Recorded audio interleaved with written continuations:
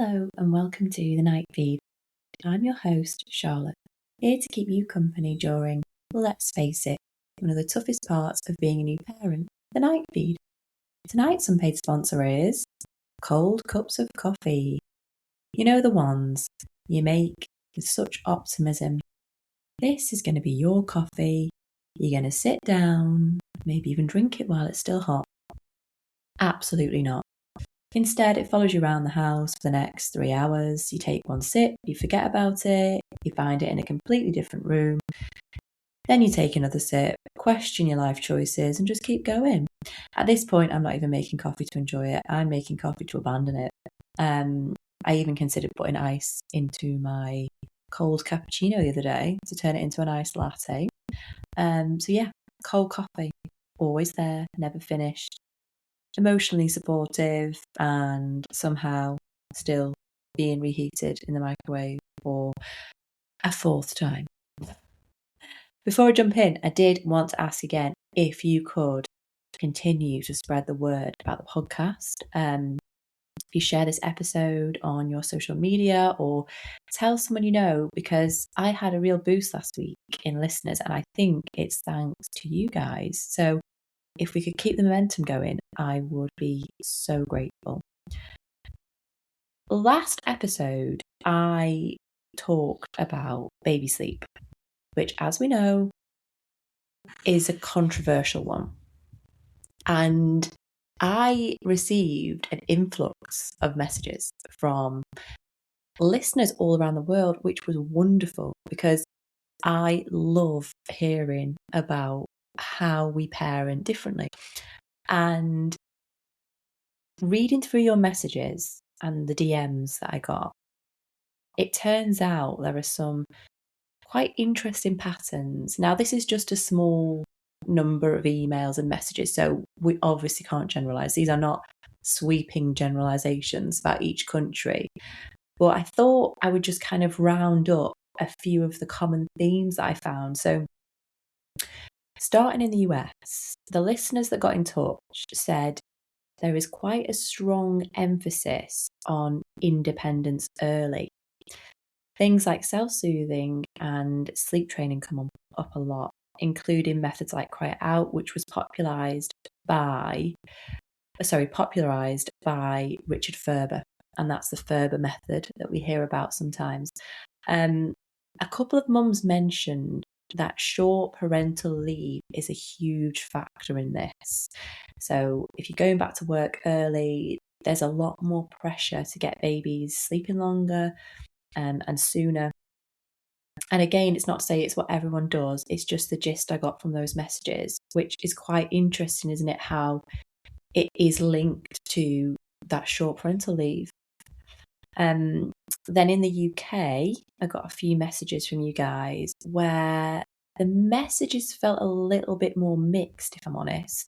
So one mum said that she did have to resort to sleep training because of her own mental health. Then I had other messages that were very relaxed about night waking and proximity to the baby. Quite a few of you mentioned that you room share for longer than a year. And there was some mention of co-sleeping as well. Even if it's not always openly talked about, though, because of guidance from organisations like the NHS, there's almost this sense of we'll get through it rather than needing to fix sleep straight away, if you like. And I wonder if that is linked to the fact that generally in the UK we get longer maternity leave. Just a kind of observation I'm making, might not necessarily be true. I also had a listener from Sweden write in, and honestly, this sounded like a completely different pace of life to us. This mum talked about much longer parental leave, less pressure to rush independence, and babies often sleeping outside in prams during the day, even in cold weather. This mum also said that co-sleeping or very close proximity at night is much more normalised there. Again, interesting because they get even longer than us on parental leave, don't they? I think in the Nordic countries. I don't know how long exactly, but I feel like it's longer than what we get here in the UK, and then much longer than what's kind of normal in the US with regards to parental leave. And then I had a listener from Spain say that later bedtimes and more flexible routines are more normal over there. She said that babies and toddlers are often just kind of folded into family life in the evenings rather than having very strict early bedtimes. And again, there tends to be more physical closeness at night with regards to room sharing and co-sleeping. And it tracks that because when Jason and I went to Mallorca, we were walking down the beach at like 8 p.m. There were so many young children out playing on the beach, having fun. And we were like, oh my gosh, because it's warmer here, like life continues past 7. Whereas here, especially in the winter, it goes dark at like 4 p.m. and then your night feels really short. And I suppose bedtime is much more rigorous in a way. It's like, right, well, it's 7 o'clock now, it's dark, it's bedtime. But I imagine over there, if it's still warm, you want to go out, you want to play, and it just extends the day, doesn't it? But I think ultimately, what I wanted to really bring attention to, that if you're listening to this and feeling like you're doing sleep wrong, it might just be that you're measuring yourself against a completely different cultural expectation. If you're looking at people from other countries being like, oh, this is how they do it and their babies sleep so easily, and it could just be that you're comparing yourself with something that maybe doesn't work for you or is different to how you do it. And I think sleep is something we all beat ourselves up on at some point. So it's just remembering that all over the world, we're all doing very different things. And when you think about it that way, it's quite freeing. So I hope that helps. And I saw this other post the other day, and I thought, I've got to share this on the podcast because I imagine most of my listeners are millennials, I would say, looking at the data. A few Gen Z, a few younger listeners, but mainly millennial. And it said that the millennial parents who are raising children, it is probably the most stressful, expensive, and isolated parenting environment that we've seen. And yet, they're showing up more than any generation before them. And when you think about that, it does make sense because this generation were parenting without the same village, if you like, that used to exist. Families are often more spread out, communities are less tight knit, and a lot of the support that people once relied on just isn't built into everyday life anymore. I've had a few listeners write to me and say they live over 50 miles from their parents and they don't have help. And that is very isolating. Whereas if you think back to even 50 years ago, people didn't tend to move as much as we did. I think because our generation went to uni or college, if you like, in droves, it was much more common for us to go to uni than it was for our parents, say. We move all over the place. My partner, Jason, he's from South Wales, but he lives up here in Manchester because that's where he went to uni. Everyone's kind of moved around a lot more. And whilst that's great, it also means that more people are away from the parents. And on top of that, the cost of raising kids has gone up with childcare, housing, and everything that many parents are juggling in a way that probably doesn't switch off. There's also the mental load, which, as I've mentioned a lot on this podcast, we have access to so much more information than ever. Remember when our mums had us in like the 80s, early 90s, was that book, What to Expect When You're Expecting? And my mum got me that when I was pregnant with my first. And it made me think like that's what they had. They had that book. It was really popular, wasn't it? And obviously other parenting books. But there was no constant barrage of articles and social media posts and other mums and influencers and what we have to deal with. And it can mean so much second guessing. You know, you're not just raising a child, you're researching, comparing, optimizing, worrying, all in real time, all the time. And then despite all of that, millennial parents are incredibly present. They're more emotionally engaged because of probably what we know about how we should engage. And I don't know, that, like I said, there's so much to think about. A lot of us are very involved in our child's day-to-day lives, and there's a real focus on connection, on understanding feelings. Like, we have those big emotion books now, don't we? And talking about how we should express ourselves. And, you know, I think personally, I was always encouraged to express my emotions, but I know other people in our generation weren't as much, and it is a big difference. And I think, yeah, it might be hard in a lot of ways, but there's also something quite powerful in that because a lot of us are more isolated in terms of a village and more pressured, we're still choosing to lean in and really show up and do it really well.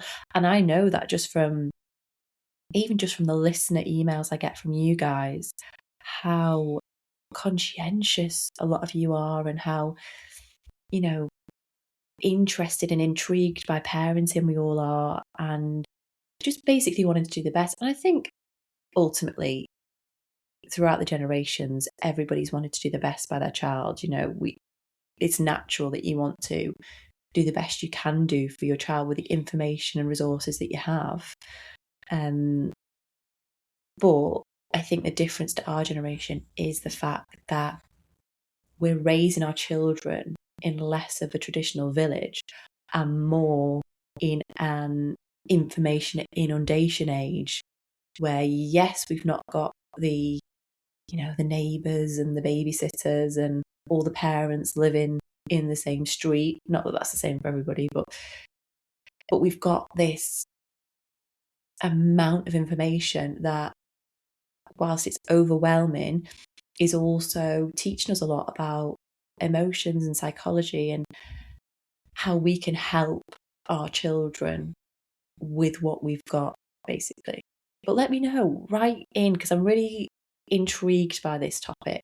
I'd love to hear what you think. When I talked about sleep, I had so many messages come in. So if you feel that this is true, if you feel that this is the kind of most difficult generation in terms of parenting without a village, but parenting with the information inundation that we have, let me know. Email me, thenightlypodcast@gmail.com.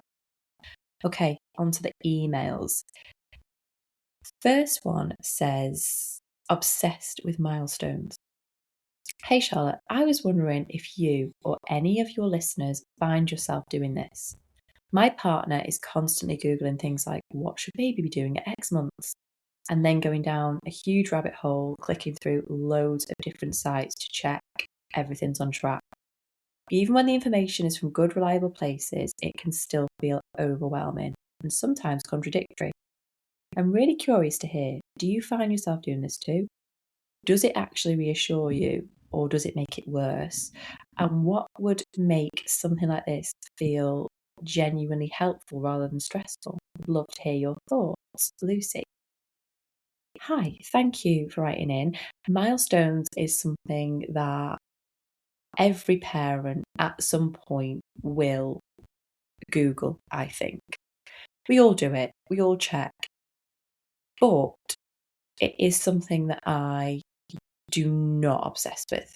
Absolutely not. And I think it's really important to say that if you are obsessing, or your partner is obsessing, it is going to have an impact on what you think and what you feel. There will always be babies a bit ahead. There will always be babies a bit behind. You know, tracking when they walk and crawl and sit and stand is going to wind you up, I would say, because as a mum of 3, mine always all walked at different times. One was 14 months, one was 11 months, and baby boy, who is 11 months now, is pulling himself up, ready to go. He's kind of standing almost independently. But I'm not worried. I'm not worried at all. The only time I think milestones are useful is if you genuinely think there is a concern with development. I think then it's good to look at approximately where baby should be. And that is if you have a real concern. And then you would talk to a health practitioner about it and find out if you're right and find out if you need extra support. That's the only time I think milestones are useful, to be honest. Babies all develop at different times. And I think maybe it's worth mentioning to your partner that it's actually giving you a lot of anxiety. And most people, I'm going to say most people, that's a big generalization, but a lot of people I especially speak to don't bog themselves down with it. And I think maybe the more children you have, the more relaxed you become. Maybe with my first, I was a little bit more, what will she be doing next? And what should she be doing? Because I suppose you're excited, aren't you, to see this development? And don't get me wrong, I'm excited to see the development in all my children. But the more you have, I think, the more you relax and lean into the fact that they are all different and they will all develop when they're ready. So yeah, my answer to that question is only concern yourself with milestones if you think there is a developmental issue, if you think that something's wrong or maybe baby isn't moving the way, at the speed that they should in any area, maybe then look at the milestones. Other than that, I just take each day as it comes and I celebrate things when they happen.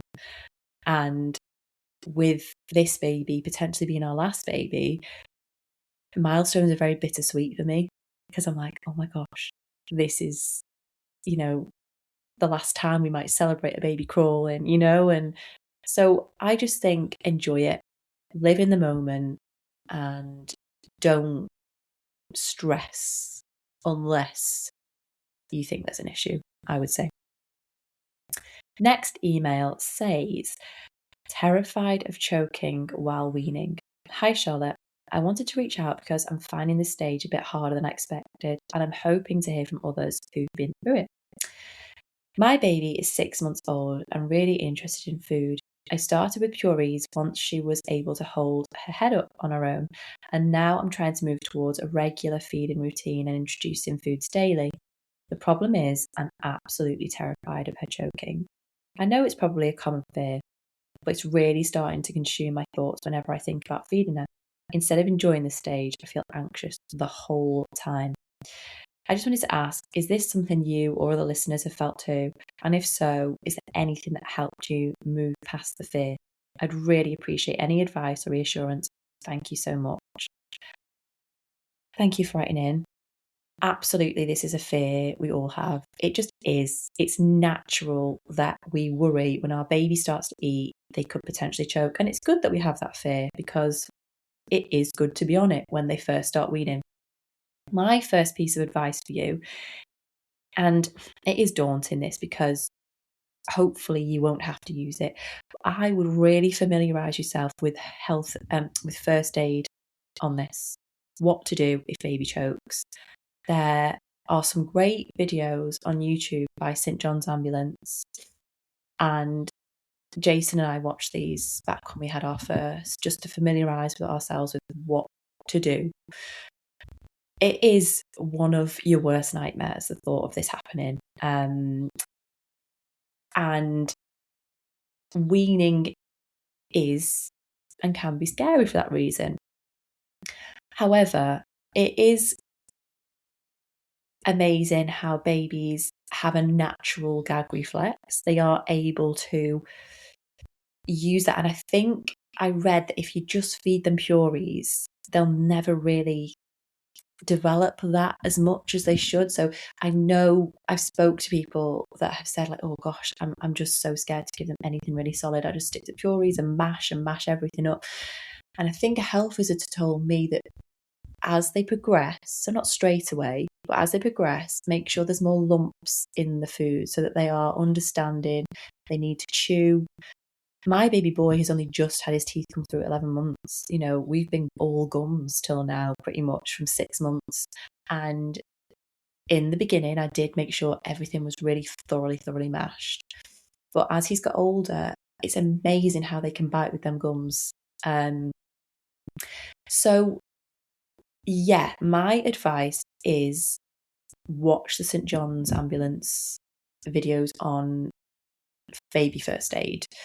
Not necessarily just St. John's, but from a really credible source, NHS, St. John's Ambulance, whatever the healthcare institution is in your country, I'm sure you'll be able to find something on that, just so that you are well armed with the knowledge of what to do in that situation, so you don't go into panic mode, because that's the last thing you want.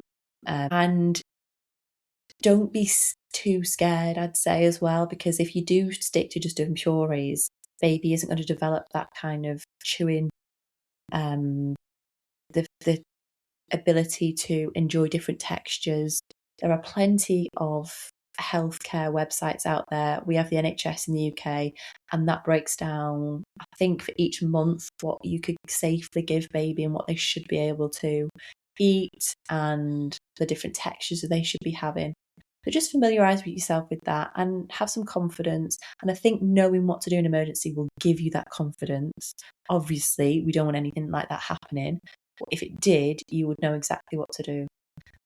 So I hope that helps. If any of the listeners have any advice or experiences they've had, or, you know, tips, then write in to the Nightly Podcast at gmail.com. Next tonight is what's trending. And at the moment, what's trending is that program on Netflix called Should I Marry a Murderer? And I thought I'd tell you about it because I know a lot of you are in that newborn bubble with your feet up, resting while the baby rests. And if you need something to watch, this is one crazy wild ride. I'm not going to go too much into the plot, but basically, well, if you're going to watch it and you don't want any spoilers, skip ahead. It's basically a woman that meets a guy on Tinder, falls madly in love with him. He confesses to her that he's killed someone, and she makes the decision to go to the police with that information, and it all unravels and goes. It's quite a wild ride. My biggest takeaway from this program was how much the police let her down as a witness. She went to the police with this very sensitive information about someone who she'd only known for 2 months. She was madly in love with him and didn't really want to grass on him, but knew it was the right thing to do. And they really let her down, I think. I was quite surprised. There was one point in the show when the guy who she just told the police had killed someone, he was at her flat with her. Police burst in and go mad at her because she's their witness and say that in front of him. And a few other scenarios throughout where they didn't take into account, in my opinion, her safety. Like this one guy, this older detective, was like, she didn't fit the profile of someone who was vulnerable. I'm like, she's just told on her partner. And I think she was left out in the open. She obviously also had quite a lot of issues, which all become clear in the programme. But yeah, it was really quite eye-opening, I thought, particularly for how witnesses are protected or not protected. So let me know your thoughts. The Nightly Podcast at gmail.com. Tonight's self-care tip is to create a nighttime U-kit. And it's basically a little box for those tough nights with snacks, lip balm, maybe a cozy cover-up, even like a comforting TV show queued up, or a nice book.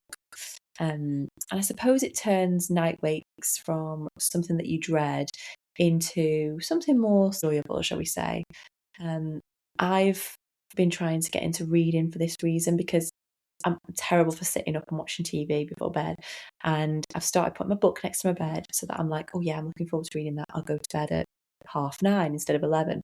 But yeah, having a little kit in your bed ready for you to either use before you go to sleep or use in the middle of the night when the baby wakes, and just to give you that little bit of joy. Thanks for listening tonight, as always. Thanks for being here. Keep your emails coming in. I love hearing from you all. I always respond to them all. And I wish you all a restful, peaceful night ahead. Good night.